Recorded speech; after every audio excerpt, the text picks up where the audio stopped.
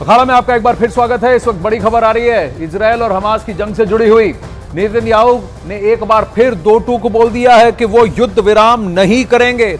उन्होंने अमेरिका का नाम लिए बिना इशारों में यह साफ कर दिया है कि उनका ये संदेश दोस्तों और दुश्मनों दोनों के लिए है, क्योंकि वो जंग तब तक नहीं रोकेंगे जब तक जीत नहीं जाते। जबकि इससे पहले पिछले हफ्ते बाइडेन ने एक छोटे से युद्ध विराम का सुझाव दिया था।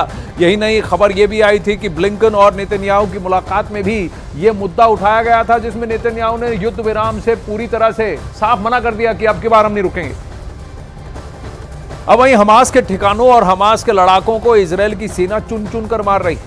सोमवार को इजरायली सेना के निशाने पर हमास के वो ठिकाने रहे जो उसने अस्पताल की आड़ में बनाए हुए हैं। फिलिस्तीन के स्वास्थ्य मंत्रालय ने दावा किया है कि इजरायली सेना ने गाजा के 2 अस्पतालों को निशाना बनाया, तो वहीं इजरायली सेना इस आरोप से इनकार कर रही है और हमास के ठिकाने तबाह करने का दावा कर रही है। देखिए,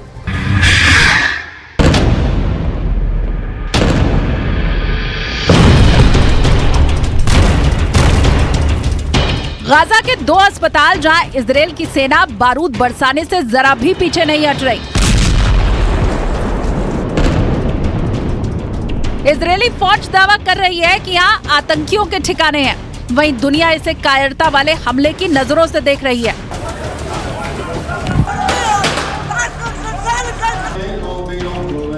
क्योंकि इस इमारत में आतंकियों का तो पता नहीं, लेकिन आम नागरिक जरूर मौत को गले लगा रहा है। इस बार इजरायली सेना के निशाने पर है गाजा का अल कुद्स और अल शिफा अस्पताल।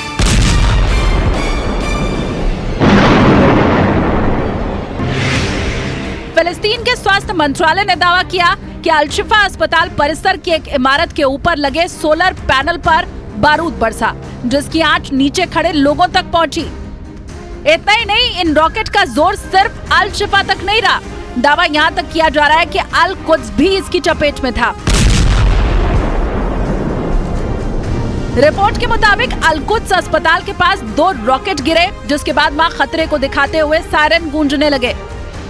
इन आरोपों से इजरायली फौज जरा भी इत्तेफाक नहीं रखती। उसने साफ कर दिया है कि ऐसा कोई भी हमला अस्पताल के नागरिकों को टारगेट करके नहीं किया गया। उनका मकसद सिर्फ हमास के आतंकियों का सफाया करना है, न कि आम आदमी को नुकसान पहुंचाना। आईडीएफ प्रवक्ता का कहना है कि अल शिफा अस्पताल के अंदर आतंकवादी छिपे हुए हैं और सेना उन्हें पकड़ने के लिए किसी भी हद तक जाएगी। בעזה, הלוחמים בשטח מתקדמים על פי התוכנית המבצעית, ממשיכים בתנועה להעמיק את הלחץ בעומק העיר עזה. הלוחמים שלנו בשעות האחרונות בגדוד 51 ובאזורים נוספים חיסלו מספר מחבלים במהלך התנועה שלהם בהעמקת הלחץ על העיר עזה. यानी हमास का सफाया करने के लिए न सेना अस्पताल देखेगी, न ही घर मकान। उनके हथियार से निकली गोली सिर्फ हमास के आतंकियों के लिए होगी, लेकिन अगर कोई इसके बीच में आएगा तो उन्हें इसका अंजाम भुगतना होगा। इजरायली सेना के मुताबिक फौज गाजा शहर के अंदर आगे बढ़ रही है और अब कथित तौर पर सिटी सेंटर, अल कुद्स अस्पताल और शिफा अस्पताल से कुछ 100 मीटर की दूरी पर ही है। गाजा के स्वास्थ्य मंत्रालय के प्रवक्ता के मुताबिक अल शिफा अस्पताल परिसर में इमारत को निशाना बनाया गया है। इसमें एक फिलिस्तीनी नागरिक की मौत हो गई और कई लोग जख्मी हैं, लेकिन इमारत पर अटैक की बात इजरायल स्वीकार नहीं कर रहा। אנחנו חודש כבר במלחמה, פוגעים מאוד מאוד קשה בחמאס, פוגעים בהנהגה של חמאס, פוגעים במפקדים, פוגעים במחבלים, הורסים לחמאס את התשתיות בעזה, ואנחנו גם כל הזמן במוכנות לאזורים אחרים. הבסיס הזה Israeli chief of general staff ने गाजा में लगातार हो रहे नुकसान का भी जिक्र किया। הבסיס הזה יודע להגיע לכל מקום במזרח התיכון. יצא לי לראות עכשיו בטייסת 140 סיוע של מטוס אדיר לכוח בטווח של 200 מטר מהכוח. युद्ध के बाद से हजारों फिलिस्तीनियों ने गाजा के अल शिफा अस्पताल में शरण ली हुई है, जिन्हें बीते दिनों इजरायली सेना ने वहां से निकलने के भी आदेश दिए थे। लेकिन जंग की इस घड़ी में लोग वहां जान बचाने के लिए बसे हैं। यहाँ खाना पानी से लेकर इमरजेंसी दवाएं तक उन्हें मुहैया कराई जा रही हैं, इसलिए इस जगह को छोड़ना वो मुनासिब नहीं समझ रहे। अब वहीं गाजा पर इजरायल के हमले के बाद अब तक कुल 9 देशों ने इजरायल से अपने राजदूत को वापस बुला लिया है। इनमें से कई देश ऐसे हैं जिनके इजरायल से अच्छे संबंध थे, लेकिन गाजा पर ताबड़तोड़ बमबारी में आम लोगों और बच्चों की मौत का विरोध कर रहे इन देशों ने इजरायल से संबंध रखना ठीक नहीं समझा। आइए आपको बताते हैं कि वो देश कौन कौन से हैं। सबसे पहले तो बहरीन, फिर बोलीविया, फिर चाड रिपब्लिक, चिले और कोलंबिया, इसके साथ ही होंडुरस, जॉर्डन और दक्षिण अफ्रीका और फिर तुर्की के तो अर्दोगान ने बेंजामिन नेतन्याहू को ही आतंकवादी कह डाला।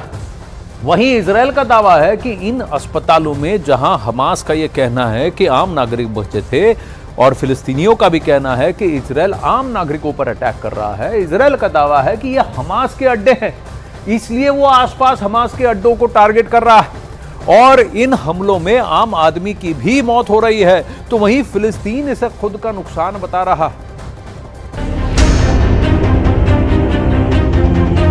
Here you can see the IDF soldiers exposing a tunnel opening. This is part of an operation, a ground operation that was conducted on the hospital, then revealed a tunnel that was being used for terror infrastructures in the Qatari hospital. If it wasn't enough, this tunnel, if it wasn't enough that we expose the tunnel under the hospital, the terrorists also shoot at our soldiers from within the hospital. इन्हीं अस्पतालों के बीच Israel की बमबारी तेज हो गई है। Israel अब इन अस्पतालों के आसपास लगातार बमबारी कर रहा है।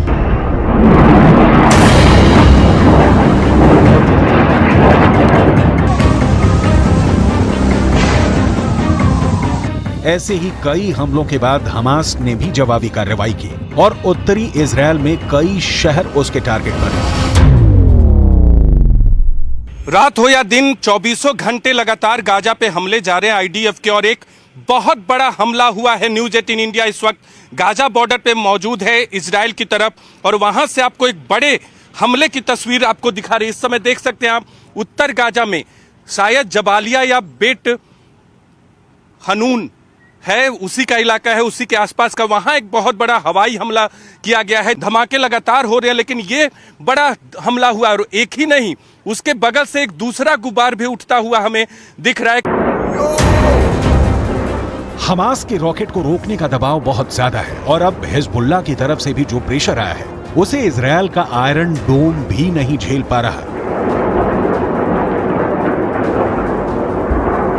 इस वीडियो को देखिए जिसमें आयरन डोम से निकली मिसाइल फेल हो गई और लौटकर वापस इजरायल में ही आ गिरी। इस वीडियो से पता चलता है कि अब आयरन डोम बहुत ज्यादा दबाव में है।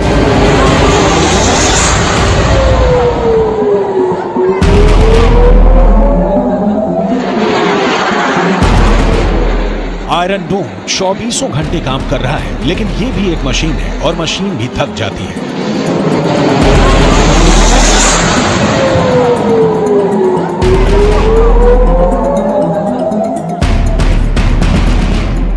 रॉकेट हमलों के बीच इजरायल का दावा है कि गाजा के अस्पतालों के नीचे हमास के अड्डे बने हुए हैं, जहां हथियारों से लेकर फ्यूल सब कुछ छुपा कर रखा जाता है, लेकिन इजरायल अभी तक कोई ठोस सबूत नहीं दे पाया है।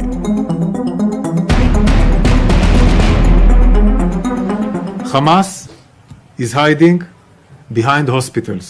Hamas is sickly exploiting hospitals to disguise its war machine.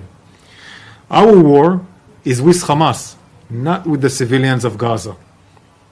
We will not accept Hamas' cynical use of hospital to hide their terror infrastructure. I want to repeat. Israel का पक्का इरादा है कि गाजा को हाफ कर दिया जाए और फिर हमास को 100% साफ कर दिया जाए।